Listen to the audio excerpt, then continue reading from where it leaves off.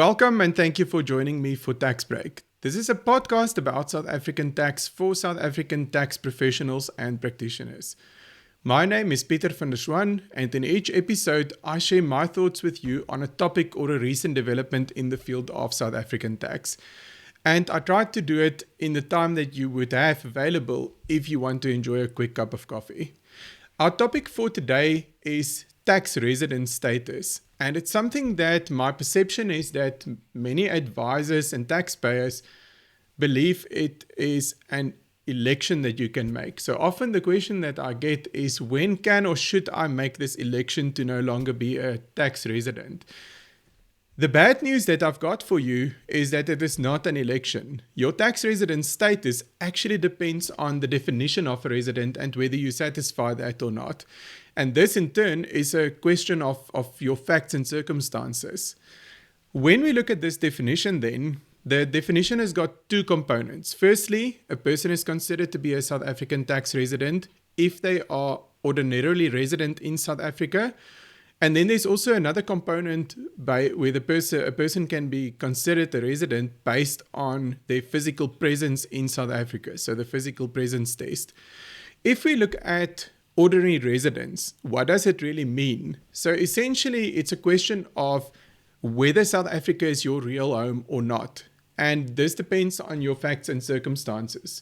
So, for example, do you live here? If you do, this is your place of ordinary residence. If you are absent because you've permanently moved abroad, or are you just temporarily absent for whatever reason? So there's quite a bit of case law on this, but what's very clear from this case law is that it's not an election, something that you can elect to remain a resident once you've moved away, or vice versa, to say that you can elect to no longer be a resident while you still stay in South Africa.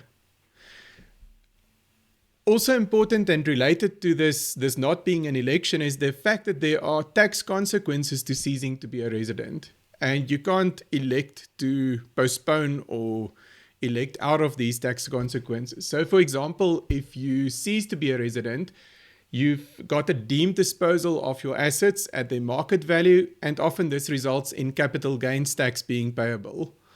And this is not something you can choose or avoid by choosing to remain a resident.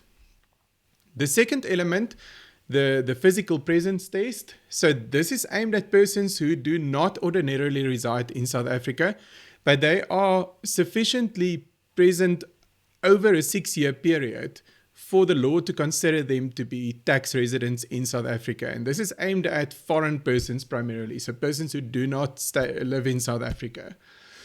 Both of these requirements and the whole definition of a resident is subject to treaty override. So what the definition also states that if a person is considered to be exclusively resident of another jurisdiction in terms of a double tax agreement, then that person is not considered to be a tax resident of South Africa.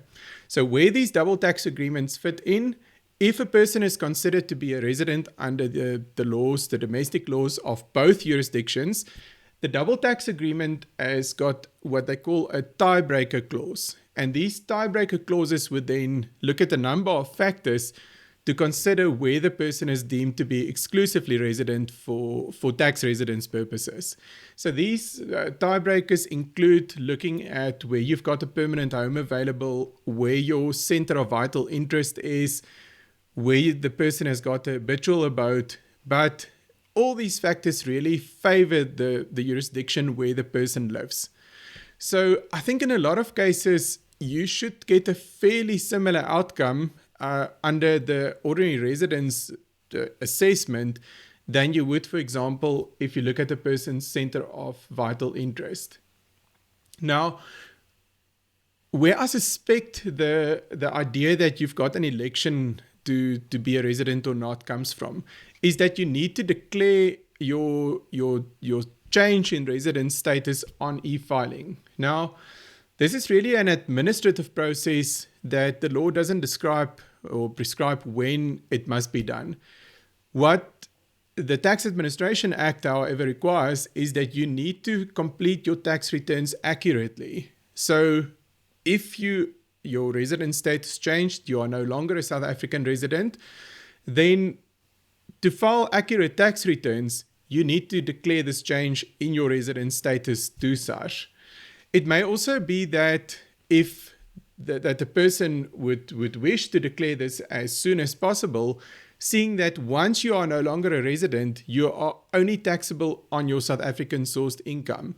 So if you no longer reside in South Africa, you work abroad, then the income that you earn there wouldn't be subject to tax in South Africa. But if you don't inform SARS about the change in your resident status, then of course it would just be fair for them to keep on treating you and trying to tax you as if you are a resident until you've notified them otherwise.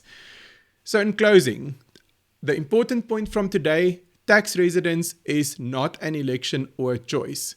Second important point is your tax resident status depends on your facts and circumstances. It also depends on the definition of a resident, in some cases on double tax agreement provisions. And for those double tax agreement provisions to apply or not, you may also have to look at the residence provisions of other jurisdictions to see whether there's a dual residence conflict, and you need to look at the tiebreaker clause of the DTA. That's all for this episode. Thank you for listening. If you've enjoyed the podcast, please tell all your friends and colleagues about it and go and subscribe on your favorite podcast platform. If you've got any questions that you would like me to discuss in a future episode, my email address is in the show notes below the episode. You are welcome to send me an email. I would gladly listen to your suggestions and try to build an episode around what you would like to hear. As always, nothing in this podcast should be construed as tax advice or a substitute for fact-specific tax advice. Until next time, goodbye.